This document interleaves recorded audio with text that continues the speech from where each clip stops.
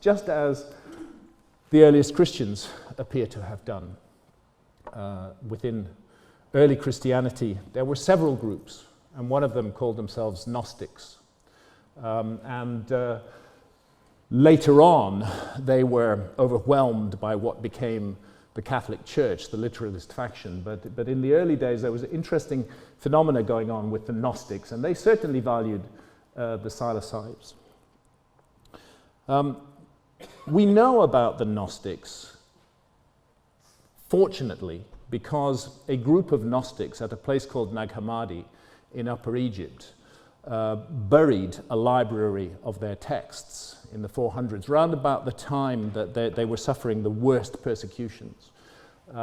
They buried them. Perhaps they intended to return to them, but they never did. And that Nag Hammadi library, as it's called, stayed buried until 1945. It was very near the Temple of Hathor at Dendera in Upper Egypt. And as a result of that discovery, we now can allow the Gnostics to speak for themselves. Previously, our knowledge of Gnosticism was based on the statements of those who had persecuted the Gnostics, so highly unreliable. Now that we have the Gnostic text, we can get a sense of what Gnosticism was all about. And it certainly was a system that sought to separate itself as much as possible from the material realm, but it's wrong to say that Gnosticism hated the material realm. If we look at the Sophia mythos within Gnosticism, the earth itself is a fallen aeon, is a living entity, a goddess, and it's difficult to imagine that the Gnostics hated matter as much as they've been accused of doing. At any rate, the Gnostics had a radical idea about God, who they associated with the pleroma beyond all these other areas. I won't go into Gnostic cosmology at the moment, it's too complicated, but the take-home message is that the entity who we have been taught to believe is God, the entity called Jehovah or Allah or Yahweh or God, was for the Gnostics the demiurge, a kind of demon, actually. So, you know, the movie The Usual Suspects said the greatest trick the devil ever played was to convince the world that he did not exist. The Gnostics would change that slightly and say the greatest trick the devil ever played would be to convince the world that he is God. He's the chief of the archons, who are sort of evil angels that mingle with humanity and lead us onto paths that are hostile to the nature of the soul. And he's a malicious, egotistical, minor supernatural. He's jealous, he's angry, he tells Abraham to murder his own son. He's the ghastly creature. Actually, if you look at the statements and behavior of this entity in the Old Testament, and we're told that we are the creature who's going to dominate the world. There's all sorts of really horrible ideas in that miasma of texts, and sitting at the top of it is this thing which, from the Gnostic point of view, wasn't God at all. I realize that this is very disturbing to those who are committed to the Christian message. I don't mean to do that, but this is what the Gnostics thought. So it's interesting if you look at the Gnostic story of the Garden of Eden. In the Gnostic story of the Garden of Eden, now, of course, in the mainstream, who's the bad guy in the Garden of Eden story? The serpent. Okay? He goes to Adam and Eve, he goes to Eve, and he says, you have to have knowledge of good and evil. You've got to eat from the tree of knowledge of good and evil. And that's portrayed as a terrible thing that he did. It's the fall of man, supposedly the fall of man. From the Gnostic point of view, the serpent is the hero of the story. The serpent is the good guy because, from the Gnostic point of view, knowledge of good and evil is essential for the progress of the soul. If we live in a farmed, protected universe where we're just these kind of meat robots without any consciousness, and we don't know any difference between good and evil, and we can't make any choices, how can we possibly grow? How can we possibly develop? We live in a university of duality. I'm not saying, that's a phrase used by a friend of mine, I'm not saying that duality is all there is, but the suggestion is that on this plane of existence, duality has lessons to teach us, and that's what good and evil are about. So it's fascinating when we look at the Gnostic image of the tree of life that it's a psychedelic mushroom. Not a tree, but a visionary agent. When we look at the whole Garden of Eden story, we can see that the serpent is a therianthrope, almost always depicted as a human-headed serpent. So, for eating of the tree of knowledge of good and evil, Adam and Eve are driven out of the garden in humiliating ways, beaten about the bottom with the edge of swords. Angels are posted at the edges of the garden to keep them out, lest they find their way to the tree of life. We've been taught, taking it in with our mother's milk since childhood, that this is right, this is the right thing. But actually, what is going on here?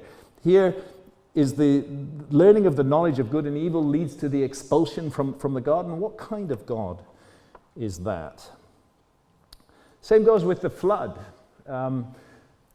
According to the Gnostics, it was not inflicted to punish evil, but to punish humanity for having risen so high and to take the light, the gnosis that was growing amongst men, and the survivors were thrown into great distraction and into a life of toil so that mankind might be occupied with worldly affairs and might not have the opportunity of being devoted to the human spirit. The Gnostic notion is that there is a divine spark within all of us, and that the demiurge and the archons, their project is to snuff that divine spark out.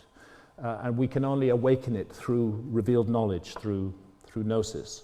And the suggestion is that revealed knowledge for the Gnostics was connected with psychedelic experience. Throughout history, those who've sought the liberating gnosis have been persecuted. And although the stamping out of early Gnosticism in the Middle East goes back to about the 400s, AD, 400 or 500s, there was a more recent form of Gnosticism which found its way into southern France. And these are the famous Cathars, who lived in the area that we call the Languedoc or Occitania today. They were, in many ways, an extraordinarily beautiful civilization. If you go back to the 12th century, they were in favor of universal literacy. They invented and distributed paper.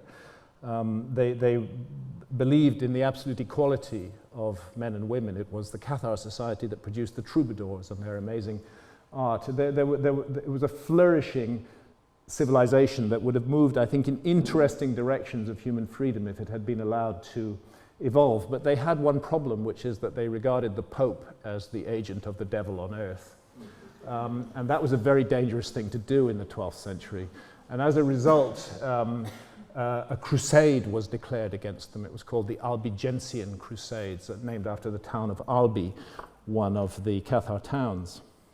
And really terrible things happened. This army came down from northern France, seething with harm and anger.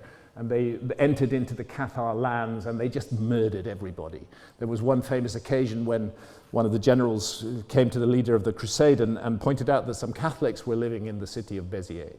What was to be done about them? And the pontiffs, the leader simply said, kill them all. God will choose his own. God will know his own. Horrible, horrible incident of genocide and ethnic cleansing in the relatively recent past. And of course, the burnings at the stake. Consider what it takes, the mental state you've got to be in to burn a fellow human being at the stake. I mean, I can't think of a more ghastly way to die. And some who've been burnt at the stake, which is actually a form of human sacrifice, let's face it. I mean, that's what's happening when people are burnt at the stake by the Catholic Church in the past. It's a human sacrifice which is being offered to their God, their perhaps demonic God. It's a terrible way to die. The fat in your body begins to bubble and burn. It's a ghastly, ghastly death. So if you're going to inflict that on the human being, another human being, what is going on in your mind that you would actually do that? And it was done cheerfully, and in huge numbers. The Cathars were burnt at the stake, their books that were destroyed, utter destruction.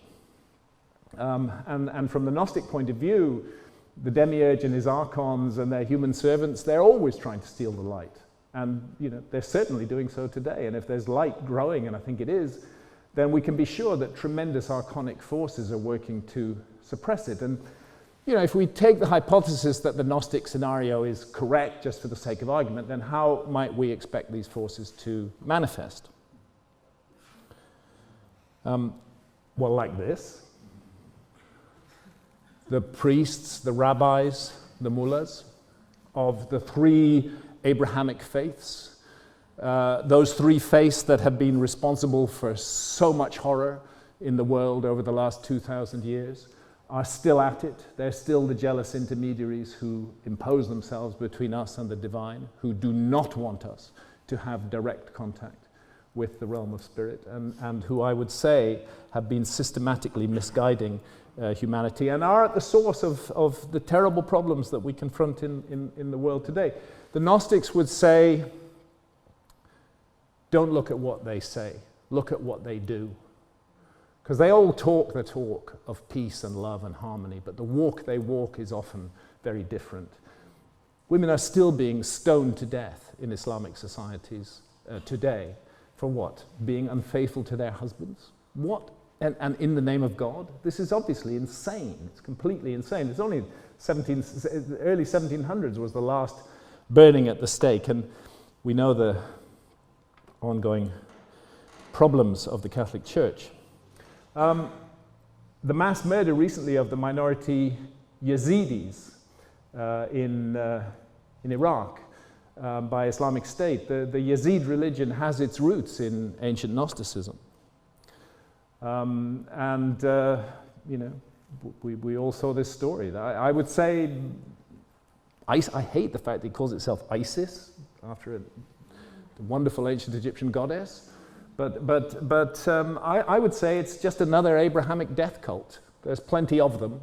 They've been littering the human story for a very long time. It's just the latest example of another Abrahamic death cult. And then another archonic force is the state itself, which takes our money and our power and turns it into bureaucracies, which then control us and claim that they are acting in our interests and running our lives. That's basically depriving us of the right to responsibility, to making responsible choices as adults. That's what the state constantly militates against. And the state system around the world is based on the manipulation of fear and hatred and suspicion, to divide us from one another, to say that we, members of this country, are special and different from members of that country. I absolutely detest patriotism. It is an awful thing. Let's get rid of this terrible, regressive state. Why should I feel specially loyal to somebody else just because they happen to be born on the same piece of land I was? Why? I don't get it. It's their ideas I'm interested in. Can I form a community of ideas with this person or not? I don't care. I don't care what country they come from or what religion they were reared in or the color of their skin or any of that bullshit. And it's that bullshit that is being manipulated and managed to create this climate of fear and hatred and suspicion that's so horrible in the world today. And that's all about nations competing against nations, and it's time we moved on from that. I'm not talking about one world government. Don't get me wrong. I want no government whatsoever.